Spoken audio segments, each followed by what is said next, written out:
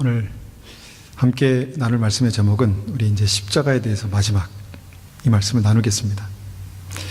자기 십자가를 지고 주님을 따르는 삶이라는 제목으로 오늘 말씀을 나누겠습니다. 요한복음 21장 14절입니다.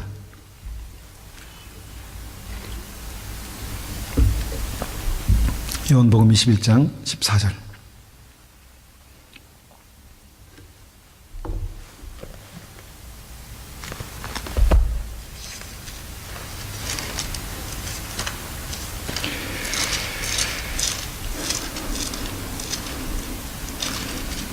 (21장 14절) 말씀,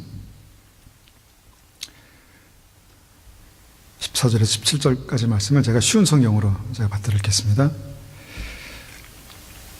이것은 예수님께서 죽은 자 가운데서 살아나신 후 그의 제자들에게 세 번째 나타나신 것이었습니다. 그들이 식사를 다 마쳤을 때 예수님께서 시몬 베드로에게 말씀하셨습니다.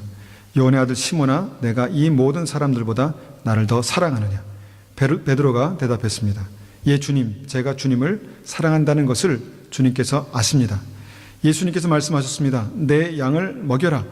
다시 예수님께서 베드로에게 말씀하셨습니다. 요한의 아들 시몬아, 내가 나를 사랑하느냐?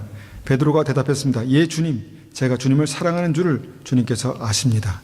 예수님께서 말씀하셨습니다. 내 양을 돌아보라. 세 번째로 예수님께서 베드로에게 말씀하셨습니다. 요한의 아들 시몬아, 내가 나를 사랑하느냐?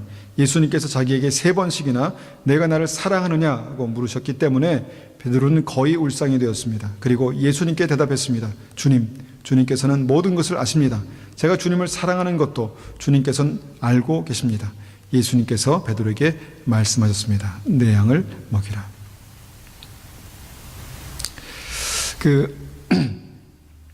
예수님께서 가장 사랑하시고 아끼시는 제자 베드로는요, 예수님께 가장 중요한 그 순간에 예수님께서 가장 정말 중요하게 여기시는 그 순간, 또 예수님의 어떤 예를 들어서 동역이 필요한 그 순간에 예수님을 배신했습니다. 그리고 그것을 깨닫는 그 순간 그는 정말 가슴이 무너져 내렸을 것입니다. 내가 죽기까지 주님을 따르겠다고 그렇게 말했는데, 고백했는데, 내가 이렇게 허무하게 예수님을 그렇게 배반하다니. 그래서 그 이후에 예수님께 십자가에 달려 돌아가시고 부활하신 이후에 베드로는 예수님 만났습니다. 진짜 예수님께서 3일 만에 부활하셨구나라는 것을 깨달았습니다. 그런데 그 사실을 깨닫고도 베드로는 다시 옛날 이전의 삶으로 돌아갔습니다. 고기 잡으러 갔습니다. 어부의 삶으로 돌아갔습니다. 왜 그랬을까? 성경에는 베드로의 마음에 대해서 구체적으로 그렇게 말하지 않습니다. 설명하지 않습니다. 왜 그랬을까? 저는 한번 생각해 봤습니다. 그 빈자리를 한번 생각해 봤습니다. 베드로의 마음 가운데 그런 마음이 있지 않았을까요? 나는 배신자야. 나는 예수님을 십자가에 못 박히는 그 순간에 예수님을 지켜드리지 못하고 오히려 예수님을 배신하고 욕했던 그런 배신자야 라는 그런 정죄감이 있지 않았을까요? 나는 그렇게 예수님을 따르겠다고 믿음으로 고백했는데 나는 실패했어 라는 그런 절망감이 있지 않았을까요? 야, 내가 대단한 사람인 줄 알았는데, 내가 이래봬도 무리를 걷고 예수님께 정말 내가 예수님의 수제자라고 그렇게 말했던 사람인데, 야, 나는 나의 모든 것은 다 끝났어 라는 그런 실패감이 있지 않았을까요? 여러분, 사람이 확 무너지는 것은 한순간입니다. 그렇죠? 사람이 확 무너지는 것은요, 한순간입니다. TV를 보십시오. 그 잘 나갔던 사람들, 그 유명했던 사람들, 그 떵떵거리고 있었던 그 사람들이 한순간에 확 무너지는 것을 보십시오. 우리는 어떨까요? 우리는 뭔가 잘 해보려고 했던 그 일들이 있지 않습니까? 뭔가 잘 하면 될 것 같았던 그 일들이 있지 않았습니까? 그런데 베드로 정도는 아니겠지만 그래도 확 주저앉게 되는 그런 순간들이 우리에게 있다는 것이죠. 이것을 우리는 절망이라고 부릅니다. 절망. 사람들은요, 이 절망이란 어떤 끝에서 안타깝지만 아주 극단적인 선택을 하기도 합니다. 극단적인 선택을 하기도 합니다. 뭐 우리 크리스찬들이라고 별게 있을까요? 오늘 안타까운 사실을 제가 듣게 되는데, 우리의 이 매스컴의 공공연하게 나오는 지금 사람들 있잖아요. 그분들이 믿는 사람들이랍니다. 너무너무 안타깝죠. 너무너무 안타깝습니다. 믿는 사람들입니다. 직분을 가진 사람들. 절망의 끝에 설 때가 있다는 것입니다. 그런데 우리가 계속해서 나누고자 하는 믿음은 뭐냐면, 진짜 믿음은 그 절망의 끝에서 다시 시작한다는 것입니다. 절망의 끝에서. 진짜 믿음은 홍해 앞에서. 진짜 믿음은 홍해에서 시작되는 것입니다. 진짜 믿음은 가나안 땅, 아낙 자손의 칼, 시퍼렇게 살아있는 그 가나안 땅 앞에서 진짜 믿음이 다시 한번 시작된다는 것입니다. 어떻게 시작되는가? 어떻게 시작되는가? 아무런 소망이 없을 때, 정말 붙들 아무런 어떤 이 끈이 없을 때, 예수님께서 베드로를 찾아오셨습니다. 베드로를 찾아오셔서 내가 나를 사랑하느냐? 똑같은 질문을 3번씩이나 하셨을까? 내가 너를 사랑하느냐? 내가 나를 사랑하느냐? 여러분, 그 얘기를 듣는 베드로의 마음 가운데, 여러분, 그 말씀을, 그 진심을 듣는 베드로의 마음 가운데 뭔가가 살아났다는 것입니다. 뭔가가 살아났다는 것입니다. 우리가 주님 앞에 나와서, 그래도 주님 나를 사랑하십니까? 그래도 주님 나를 놓지 않으십니까? 라고 우리가 주 앞에 기도하고 예배드리는 그 순간, 주님께서는 그렇게 우리를 또 회복하시고 살리십니다. 그뿐 아니라 그 절망 가운데 다 포기했던 그 베드로에게 주님께서 내 양을 먹이라라는 아주 위대한 사명을 주시게 된다는 것입니다. 여러분, 이것이 우리가 지금 나누고 있는 십자가, 죽음, 부활의 능력입니다. 예수님을 만난 사람들이 그 절망 가운데 다시 한번 하나님 예수님의 부활의 능력이 부어지고 그들이 새롭게 그 삶을 살리는 어떤 그런 능력이다라는 것입니다. 오늘 이 십자가의 원리에 대해서 우리가 다시 한번 나누기를 원합니다. 왜냐하면 그 중요한 순간에 예수님께서 십자가에 돌아가시고 부활하셔서 첫 번째 사역, 이 사역 가운데 또 베드로가 정말 모든 걸 다 버리고 주님을 따랐고 생명을 걸고 주님을 따를 수 있었을 것 같았는데 결국은 주님을 부활하고 완전히 그냥 만신창이가 된 어떤 절망의 끝에서 다시 주님께서 그를 살리시는 그 부활의 역사가 일어나는 이 시점에서 주님께서 말씀하신 진리가 한 가지 있다는 것입니다. 그것이 요한복음 21장 18절입니다. 요한복음 21장 18절. 한번 성경을 보시면서 펴놓으시면서 보세요. 18절 보니까 내가 너에게 진리를 말한다. 주님께서 중요한 말씀을 하실 때마다 이 말씀하셨죠. 내가 너에게 진리를 말한다. 내가 젊었을 때는 내 혼자 힘으로 옷도 입고 내가 원하는 곳으로 갔지만 나이가 들게 되면 내가 팔을 벌리겠고 다른 사람이 내 옷을 입힐 것이며 내게 옷을 입힐 것이며 다른 사람이 내가 원하지 않는 곳으로 너를 데려갈 것이다. 알 것 같기도 하고 이게 도대체 무슨 말씀인가 라는 그런 말씀을 우리가 보게 됩니다. 베드로는 이것을 들었습니다. 가장 중요한 순간에 가장 예수님께서 나를 사랑하느냐 나를 사랑하느냐 내 양을 먹이라 그리고 나서 내가 너에게 진리를 말한다 라고 말씀하신 다음에 이 말씀을 하셨다는 것입니다. 이 말씀을 우리가 이해하고 깨달으면 여기에 중요한 또 생명의 십자가의 부활의 말씀이 여기에 들어있습니다. 여러분, 이 말씀이 우리가 그냥 딱 볼 때는 한없이 우울한 느낌입니다.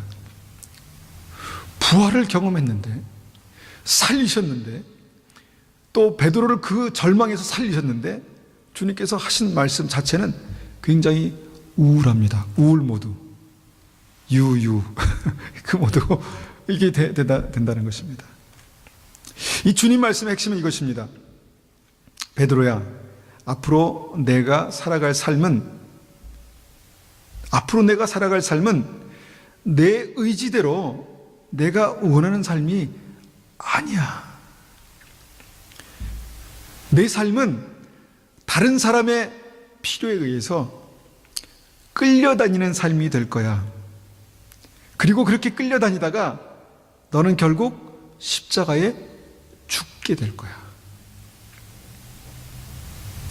얼마나 우울합니까? 여러분, 이 말씀 듣고 할렐루야, 주님 감사합니다, 그럴 사람이 몇 명이나 있을까요? 베드로도 아마 그렇게 못했을 것입니다. 근데 주님께서 이 말씀을 가장 사랑하시는 제자를 죽음에서 건지신, 부활하신 그 직후에 하신 말씀이다라는 것입니다. 이 말씀에 그 한마디로 함축하면, 요약하면, 내 삶의 십자가의 죽음을 완성하는 그런 일들이 일어날 거야 라고 말씀하신 말씀입니다. 그리고 이 말씀 하신 다음에 이 말씀을 위해서, 이것을 성취하기 위해서 나를 따르라, 그렇게 말씀하셨다는 것입니다. 나를 따르라. 그런데 이 말씀을 주님께서 베드로에게만 하셨는가? 베드로에게만 하신 것 같죠? 아닙니다. 우리에게도 하셨다는 것이죠. 자기 십자가를 지고 나를 따르지 않는 자는 내게 합당치 않다. 똑같은 말씀 아니겠습니까? 똑같은 말씀. 우리가 주님을 따른다는 건 뭔가 소망이 있고 뭔가 기대감이 넘치는 희망적인 어떤 그런 삶이죠. 분명히 그렇죠. 그런데 그 말씀을 주님께서 베드로에게 표현하실 때 그 말씀의 겉에 이 느낌은 우울하고, 내가 내 삶을 내가 마음대로 못하고 다른 사람이 원하는 대로 끌려다니다가 결국은 죽게 될 거라고. 이것처럼 참 우울한 말씀이 어디겠습니까? 그렇다면 이 말씀의 의미가 뭘까요? 이 말씀의 의미, 남들이 원하는 곳으로 끌려다니다가 그냥 십자가에 죽을 거야 라는 그 말씀의 의미가 뭘까요? 한번 내 의지가 아니라 다른 사람의 의지에 의해서 내가 끌려다닌다라는 그 부분을 한번 우리가 생각해 봅니다. 여러분, 사랑하는 두 사람이 정말 깊이 사랑합니다. 그리고 깊이 사랑해서 나중에 결혼하죠. 그리고 그 증거로 웨딩밴드, 결혼 반지를 서로 나눕니다. 그렇죠? 결혼 반지를 서로 나눕니다. 근데 이 반지의 의미가 우리는 이 사랑이 영원하다, 동그랗기 때문에 영원하다, 이런 의미도 있지만, 이게 사실은 너는 내 거야, 나는 당신에게 속한 사람입니다라는 어떤 묶임의 증표입니다. 그렇죠? 묶임의, 이제 난 한 사람에게 묶이는 것입니다 라고 하는 묶임의 증표가 된다는 것입니다. 젊은 남녀가 사랑했는데 그 사랑의 클라이막스에서 결혼하게 되는데, 결혼하는 그 순간에 서로가 서로에게 묶이게 된다는 것입니다. 이 상황이 이 말씀이죠. 젊었을 때는 내가 원하는 대로 막 다녔지만, 성숙한 믿음이, 성숙한 삶이 되면 다른 사람이 원하는 대로 끌려다니게 된다는 것입니다. 왜요? 사랑 때문에. 여러분, 이게 같은 원리입니다. 진정한 사랑을 만나면 사랑하게 되는데, 사랑하게 되면 묶이게 된다는 것이죠. 그리고 끌려다니게 된다는 것이죠. 여러분, 사랑하는 아내가 원하면 남편들은 끌려가죠. 안 그런가요? 사랑하는 남편이 원하면 아내가 끌려갑니다. 마치 그걸 그렇게 원하지 않아도 끌려가게 됩니다. 잘 와닿지 않으시는 표정인 것 같은데, 여러분, 우리 사랑하는 자녀가 태어났습니다. 그리고 자라게 됩니다. 그런데 사랑하면 사랑할수록, 너무너무 소중하면 소중할수록 그 사랑 때문에 끌려가게 된다는 것입니다. 마음이 끌리고 삶이 끌리고 멀고 먼 캐나다까지 끌려오셨잖아요. 사랑하는 사람을 위해서 중요한 결정을 하게 되는 거죠. 그렇죠? 사랑하는 사람을 때문에 나라까지 바꾸고 이렇게 끌려간다는 말이 잘 와닿지는 않지만 그렇게 이제 이렇게 이끌림을 당하는 것입니다. 주님께서 베드로에게 내가 나를 사랑하느냐? 물으셨습니다. 내가 나를 사랑하느냐? 3번씩이나 내가 나를 사랑하느냐? 내가 나를 사랑하느냐? 내가 나를 사랑하느냐? 그 다음에 말씀하신 게 뭐냐면, 그 다음에는 이전에는 네가 원하는 대로 다녔지만 이제는 다른 사람들이 내가 원하지 않은 곳으로 너를 끌고 가게 될 거야 라고 진리를 말씀하셨다는 것입니다. 진리를. 우리가 십자가의 죽음에 대해서 많은 얘기를 나눴습니다. 십자가의 죽음이 도대체 뭔가?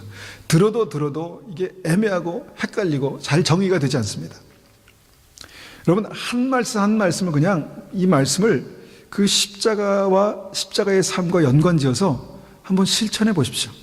오늘 우리가 십자가의 죽음을 완성할 것인가? 주님께서 그 말씀을, 진리를 우리에게 주신다고 믿습니다.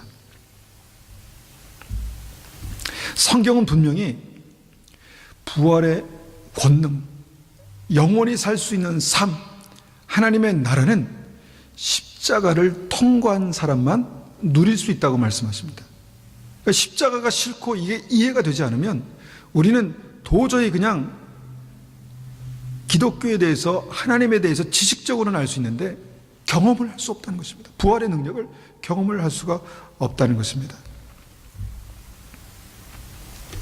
중요한 사실은요, 여기서 중요한 사실은 뭐냐면 사랑하는 사람만 죽을 수 있다는 것입니다. 예수님께서 우리를 사랑하셔서 십자가에 달려 돌아가셨던 것처럼, 또 베드로에게 그 사랑으로 그 베드로를 회복하시고 그 다음에 그 죽음에 대해서 말씀하신 것처럼 사랑하는 사람만 죽을 수 있습니다. 부모가 자식을 사랑하면 죽을 수 있잖아요. 자식을 위해서 끌려다니다가 거기가 무덤이 되는 것입니다.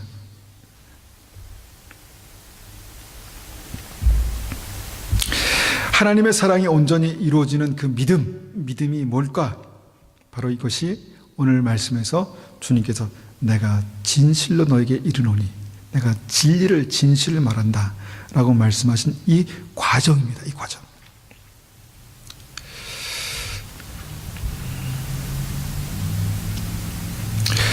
왜 우리가 이 말씀을 이렇게 이해할 수 있을까를 우리가 보면은 그 다음에 요한복음 21장 19절 말씀 보면 확실하게 이해할 수 있습니다. 21장 19절 보면 예수님께서 이렇게 말씀하신 것은 베드로가 어떤 죽음으로 하나님께 영광을 돌리게 될지를 보여주시라는 것이었습니다. 이 말씀을 하시고 예수님께서는 베드로에게 나를 따르라고 말씀하셨습니다. 자, 여기에 주님의 의도가 나옵니다. 주님의 의도는 예수님께서 십자가에 달려 돌아가신 것처럼 베드로 안에도 그 십자가의 역사, 그것을 보시기 원하셨구나, 그것을 의도하셨구나라는 것을 확실히 알 수 있습니다. 물론 베드로는 이 말씀대로, 이 주님의 예언대로 진짜로 십자가에 못 박혔다고 그렇게 이제 그 역사는 기록합니다. 그런데 이 말씀의 정말 더 그 중요한 핵심은 십자가의 역사가 죽음을 통해서 새롭게 사는 부활을 경험하는 어떤 그 진리를 여기에서 말씀하고 있다는 것입니다. 이게 어떻게 우리에게 100% 이해가 될 수 있겠습니까? 싫죠. 뭐 끌려다니는 게 좋습니까? 끌려다니다가 뭐 죽는 게 좋습니까? 싫죠. 그런데 이것을 일단은 우리의 마음 가운데 확실하게 새겨 넣으십시오. 옛날에 그 운전면허 시험을, 한국에서 운전면허 시험을 볼 때 여러분 T자, S자 기억나세요? 이렇게 받고 띠리리리리리리 하면서 뒤로 가고 또 앞으로 가고 해서 합격. 근데 아무리도 안 되는 거예요. 혼자 아무리 해도. 근데 그 운전면허 시험장에 가서 그 학원에 등록해가지고 그것을 이제 연습하면 여기쯤 와서 어깨에다 손을 맞추십시오. 그리고 핸들을 90도 돌린 다음에 차를 반쯤 뺀 다음에 다시 푸십시오. 그게 되는 거예요. 되는 거예요. 도저히 내가 아무리 노력해도 안 됐는데 그렇게 하니까 되는 거예요. 여러분, 십자가가 여러분 우리가 다 이해하고 만약에 이 길을 갈 수 있다면 누가 갈 수 있을까요? 가기 전에 마음이 무너지고 절망이 생기고 야 정말 이렇게까지 해야 돼? 라는 생각이 들겠죠. 근데 띠리리리리리 하면서 어깨선에 맞추고 그렇게 이 원리대로 십자가의 길을 가다 보면 어느 순간에 우리 안에 살아 역사하시는 예수님을 본다는 것입니다. 부활하신 예수님을 본다는 것입니다. 여러분, 가족을 사랑하는 어머니는 예수님 말씀대로 자기를 부인합니다. 그죠? 내가 먹고 싶은 것, 내가 하고 싶은 것, 내 의지, 자기를 부인하고 자기가 원하는 대로가 아니라 우리 사랑하는 아이가 원하는 대로 기꺼이 갈 수 있습니다. 그죠? 다른 사람이 밤 12시에 어딜 가자 그러면 전화도 받기 싫어. 피곤해. 뭐 어떻게 가? 근데 우리 아이들이 가자 그러면 다 가시죠. 어디든지 가시죠. 아마 저기 캠루스까지도 가실 거예요. 12시에 꼭 필요하다면. 여러분, 이것이 십자가의 원리입니다. 우리 안에 주님께서 예수님의 형상대로 지으신 우리 안에 어렴풋하게 남아있는 어떤 십자가의 모습입니다. 여러분, 우리가 주님을 사랑하는 것을 믿음이라고 말합니다. 주님을 사랑하는 것을 믿음. 사랑이라는 게 굉장히 애매하고 막연합니다. 어떻게 이 S코스를, T코스를 어떻게 통과해서 합격될지 참 애매합니다. 그런데 주님을 사랑하는 믿음도 마찬가지입니다. 예수님을 사랑하는 사람은 자기가 원하는 대로, 자기 생각대로, 자기 느낌과 자기 감정대로, 내 맘대로 그렇게 인생을 가는 사람들이 아니라는 것입니다. 아까 마찬가지로 지금도 약간 좀 마음이 위축되죠. 예수님을 사랑하는 믿음을 추구하는 사람은 자기가 원하는 대로, 자기 생각대로, 자기가 옳다고 믿는 대로, 자기 느낌대로, 자기 감정대로, 자기 마음대로 인생길을 가지 않습니다. 우리가 미성숙한 처음 시작하는 신앙의 때에는 그럴 수 있습니다. 그러나 영적인 나이가 점점점 차게 되고 성숙한 믿음의 길이 무엇인가를 깨닫는 사람들은 주님의 사랑으로 다른 사람을 배려하기 시작합니다. 그렇지 않나요? 성숙한 사람들은 그 사랑으로 다른 사람을 배려한다니까요. 겉으로 보기에는 어떻습니까? 끌려가는 것처럼 보이는 거예요. 내 의지가 아니라 그 사람의 의지, 그 사람의 생각, 그 사람의 감정대로 끌려가는 것처럼 보인다니까요. 그것이 성숙한 믿음의 겉모습입니다. 오늘 말씀처럼 주님의 뜻에 따라 주님께서 말씀하신 이 말씀 따라서 다른 사람에게 끌려다니는 삶, 그것이 무엇일까요? 여러분, 현대의 많은 크리스찬들의 모습은 어떻게 보면 이것과 반대 모습으로 점점 그렇게 가고 있습니다. 자아 실현, 자아 성취, 이것은 주님과 정반대의 어떤 그 교육에서 말하는 것인데, 이것이 기독교에 들어와서는 이 믿음이 결국은 내 어떤 그 삶의 비전을 성취하기 위한 수단이 되는 것입니다. 그래서 어떻게 되냐면 믿음이 있다고 하는데 자기 주장이 더 강해지고, 믿음이 있다고 그러는데 고집이 더 세지고, 믿음이 있다고 그러는데 절대로 양보할 수 없습니다. 그 사람 고집은 황소고집입니다. 아이고 찔려라. 그 사람 고집은 황소고집이라서 절대로 양보할 수 없고 절대로 물러서지 않고 절대로 굽힐 수 없는, 물론 신앙과 믿음에 대해서는 그렇게 해야죠. 그런데 신앙과 믿음, 절대적인 그것과 상관없는 여러 가지 주변 상황에 대해서도 절대로 포기하지 않습니다. 왜 그러잖아요. 이 옛날에 서양교회에서는 그랬대요. 카펫 색깔 때문에 교회가 나눠졌다고. 흔히 듣는 얘기입니다. 카펫 색깔, 이분들은 미적 감각에 민감하신 분들이기 때문에 여기에 빨간색을 칠하자는, 그 빨간색 카펫을 깔자는 사람과 파란색 카펫을 깔자는 사람과 부딪히는 겁니다. 예수님의 보혈이잖아. 빨간색이지.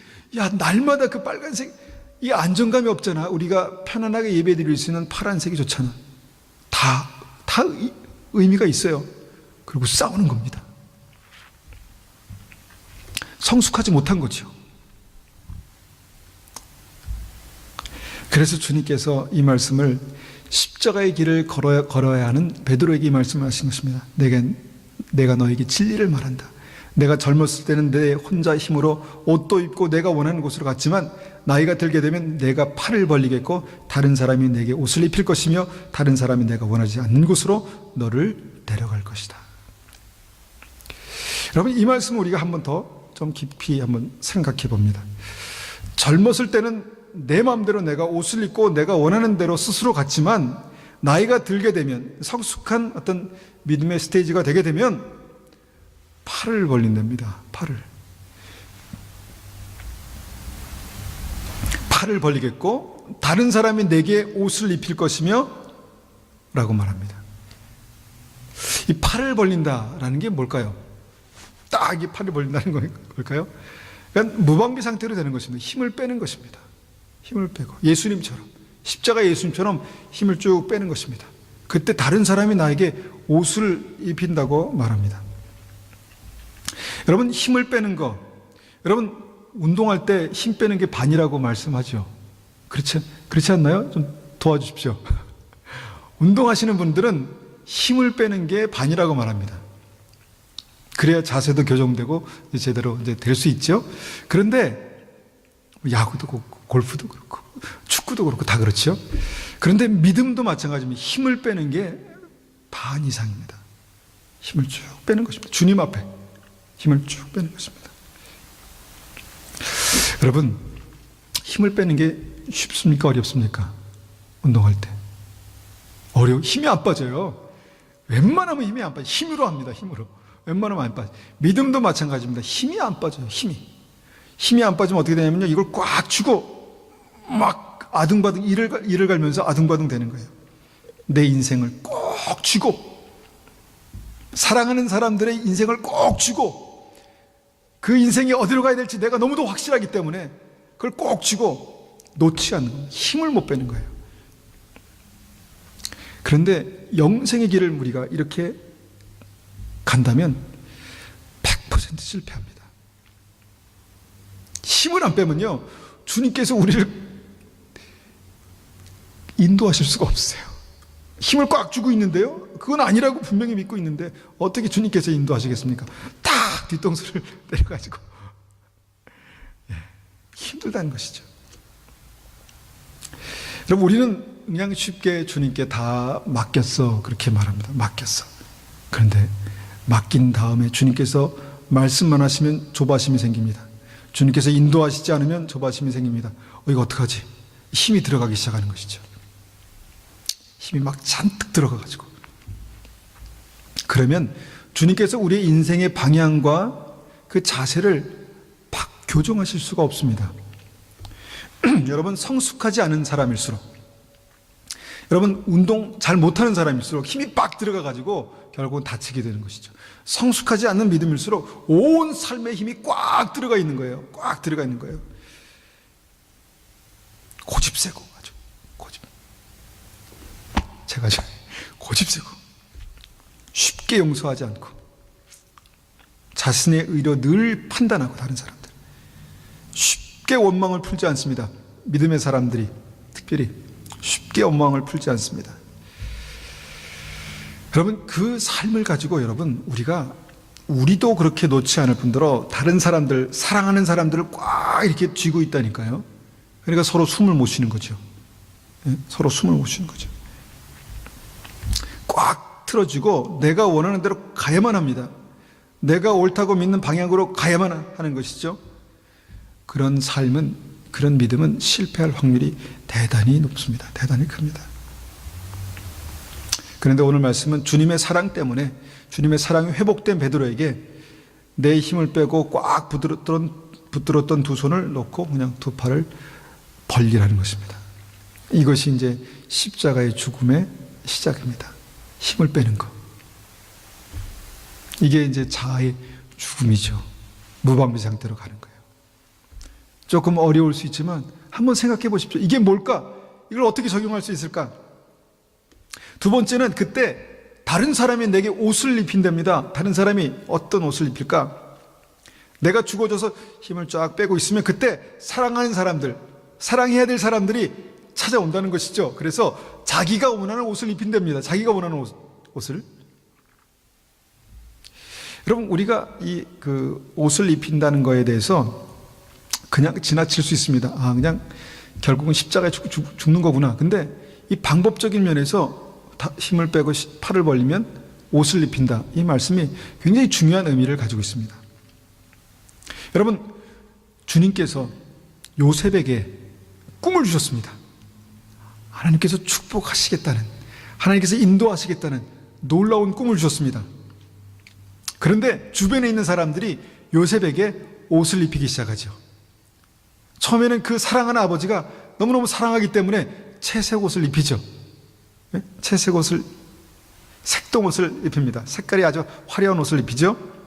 다들 부러워하면서 와, 요셉은 사랑받은 사람이구나, 행복한 사람이구나 라고 생각하는 사람도 있었을 것이고, 요셉의 형들은 저 녀석만 아버지 너무 서운하다, 편애하신다, 막 미움이 막 불타올랐습니다. 어느 순간까지 그 옷을 입고 있다가 나중에 하나님께서 요셉의 형들에게 맡기셨죠. 그런데 그때 형들이 요셉에게 노예 옷을 입힙니다. 그렇죠? 노예 옷을. 요셉이 입고 싶었습니까? 아닙니다. 강제로 아무 무방비 상태에 있는 요셉을 잡아다가 죽이려고 했지만 나중에는 결국은 그냥 우여곡절 가운데 노예 옷을 입히죠. 그러다가 요셉이 노예 옷을 입고 열심히 살아가는데 나중에는 누명을 쓰게 됩니다. 누명을 쓰게 되고 사람들이 그에게 죄수의 옷을 입힙니다. 그렇죠? 죄수 옷을 입힙니다. 졸지에 죄수가 된 거예요. 입고 싶어서 입었습니까? 그렇지 않습니다. 하나님께서 함께 하시는 요셉이 계속해서 이렇게 옷을 받고 있게 되는 이유가, 주체가 누구입니까? 그리고 마지막 이집트 왕은 요셉에게 총리의 옷을 입힙니다. 이렇듯 요셉의 인생 가운데 여러 사람들이 그에게 다른 옷들을 계속해서 입힌다는 것이죠. 그런데 오늘 말씀의 진리를 보면 이것이 하나님께서 인도하시는 인생에서 나타나는 십자가의 길이라는 것입니다. 주님을 따르는 길. 우리는 평생 내가 무엇을 꿈꾸고 그렇게 살아가면 그렇게 된다고 그렇게 희망을 품고 살아가죠. 그런데 그것이 정말 실제로 이루어지고 그 소망, 희망을 성취하는 사람들이 몇 퍼센트나 될까요? 한 1%? 1%도 안 된다고 생각하는데, 여러분은 어떤 꿈을 꾸고 계십니까? 여러분의 인생에 대해서 나는 어떤 모습으로 살아갈 거야, 나는 이것을 내가 이루고야 말 거야, 어떤 그런 생각들, 그런 모습들이 있습니까?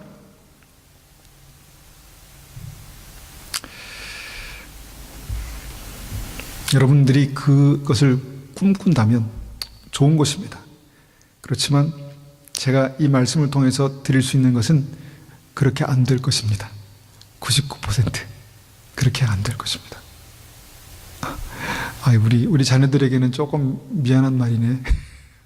그렇게 안 될 거예요. 우리가 믿음의 길을 걷고 주님 앞에 우리 힘을 빼고 두 팔을 벌리면 다른 사람들이 그에게 이 옷을 입힐 것이다. 그런데 이 옷이 때로는 총리 옷은 좋죠. 그런데 때로는 죄수와 어떤 그 종이나 어떤 이런 황당한 옷을 입게 될 것이다라는 것입니다. 여러분, 이 믿음 안에 주님께서 말씀하신 이 원리는 굉장히 중요한 의미를 갖고 있습니다. 하나님을 사랑하는 사람들이 사랑 때문에, 그 사랑하는 사람들 때문에 여러 색깔의 옷을 다른 사람에 의해서 입게 될 것이다 라는 것입니다. 그런데 그게 뭐냐면 십자가의 길입니다. 그게 십자가의 길입니다. 우리가 이 말씀을 이해하기 위해서 쉽게 한번 생각해 봅니다. 우리가 어떤 옷을 입고 있습니까? 그냥 우리가 노력하지 않아도 아버지와 어머니의 옷을 입고 있죠. 아버지와 어머니의 옷을 입고, 또 각기 다른 직업이라는 옷을 입고 있습니다. 그리고 또 삶의 다양한 역할을 감당하고 있는 어떤 그런 옷들을 입고 있죠. 그런데 여러분, 이 옷들은 원래부터 여러분들이 정말 꿈꿔왔던 그 색깔, 그 모양, 그 옷입니까? 아닐 확률이 많습니다. 이 말씀의 핵심은 뭐냐면 내가 원하는 옷이 아니라는 것입니다. 이 옷은 내가 원하는 옷이 아니라는 것입니다. 이 삶은 내가 원하는 삶이 아니라는 것이죠. 다른 사람이, 내가 누구를 사랑하고 그와 함께 이렇게 길을 가다가 보니까 다른 사람에 의해서 이렇게 입혀진 것입니다. 보니까 제가 그렇네요. 제가 이렇게 옷을 입고 있지 않습니까?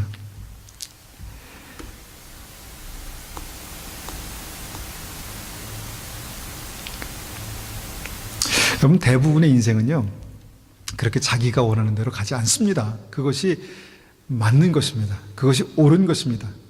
그런데도 계속해서 우리가 착각 속에 이렇게 사로잡혀서 마치 내 인생이 내가 원하는 대로 갈 것처럼, 가야만 하는 것처럼 그렇게 생각했다면 늘 우리 마음 가운데는 실패와 절망과 어떤 그 불안과 초조와 이런 것에 이렇게 사로잡혀 있겠죠. 중요한 것은 뭐냐면 이 십자가의 길이 베드로에게만 주님께서 말씀하신 길이 아니라 우리에게도 동일하게 적용되는 말씀이다라는 것입니다.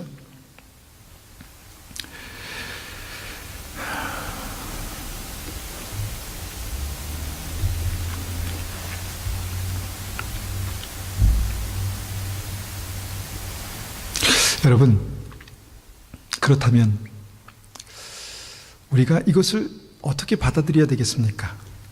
어떻게 받아들여야 되겠습니까? 첫 번째는 내가 실패해서, 내가 뭔가 문제가 많아서 이 자리에서 내가 이렇게 다른 사람에게 옷을 입히고 있다. 옷을 내 옷이 아니라, 내가 원하는 옷이 아니라 다른 사람에 의해서 다른 사람이 원하는 옷을 입고 있다라고 그렇게 생각했을 때 우리가 어떻게 이것을 받아들여야 될까요?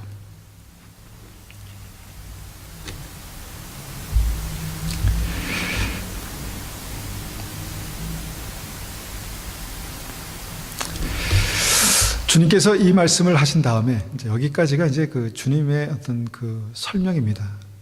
더 많이 우리가 깊이 많이 가게 되면 또 이상한 소리를 할 수 있기 때문에 여기서 그냥 뚝 못 자르듯이 한번 끊어봅니다. 뚝 잘라서 19절 말씀을 다시 보면 예수님께서 이렇게 말씀하신 것은 베드로가 어떤 죽음으로 하나님께 영광을 돌리게 될지를 보여주시려는 것이었습니다. 이 과정을 통해서 우리가 죽는 겁니다. 내 꿈, 내 미래, 내 계획, 그런데 내가 저 사람 만나서 내 삶이 엉키게 되고 내가 이 아이들 때문에 발목 잡히고 그런 겁니까? 그런 겁니까? 그런 거라고 생각하면 늘 불만과 원망과 다툼이 있겠죠. 그런데 그것이 아니라고 주님께서 말씀하시잖아요.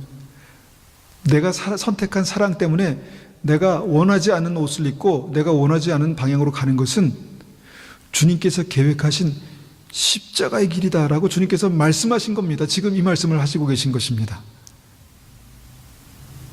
그렇다면 여러분, 늘 내 삶 가운데 저 사람이 문제야, 아니면 내가 저 사람 때문에 내가 이렇게 됐어 라고 생각하는 그것은 십자가의 길을 가는 사람들, 생명의 길을 가는 사람들의 생각이 아닙니다. 여러분, 우리가 이것을 믿음으로 받아들이면 어떻게 되냐면, 주님께서 말씀하신 이 말씀 그대로라면 십자가의 죽음이 우리의 삶 가운데 이루어지는 것입니다. 십자가의 죽음이 내 삶 가운데 이루어지게 되는 것입니다. 어떤 죽음으로 하나님께 영광 돌릴지 보여주시라는 어떤 의도에서 이 말씀을 하셨다는 것입니다. 여러분들은 나는 어떤 옷을 입고 있습니까? 우리 집에서 나는 어떤 옷을 입고 있습니까? 내 인생에 대해서 나는 내가 입고 싶어서 지금 이 옷을 입고 있습니까? 아니죠. 다른 사람에 의해서, 상황에 의해서 이 옷을 입고 있죠.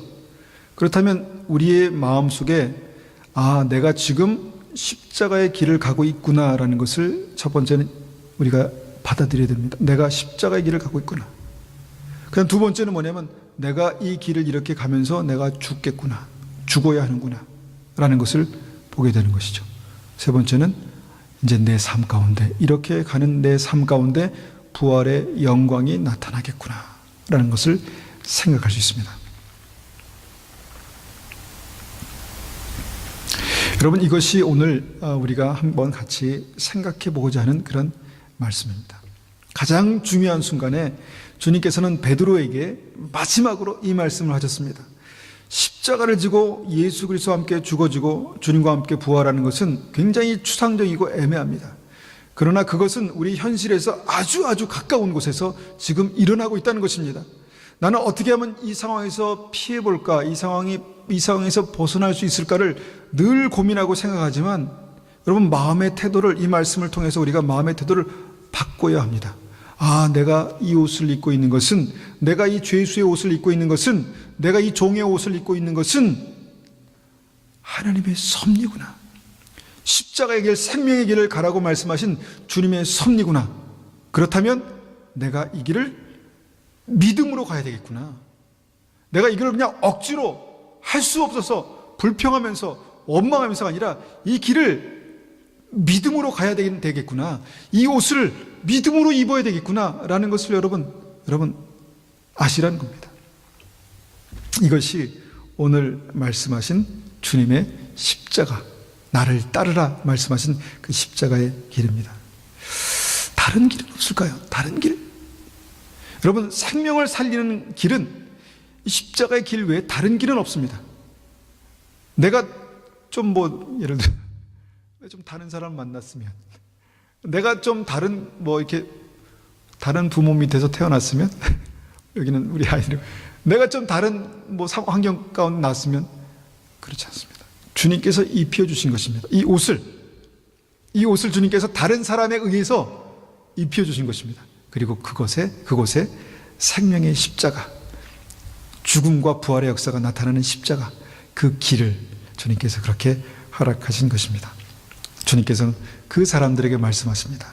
나를 따르라. 나를 따르라. 우리 한번 같이 기도하겠습니다.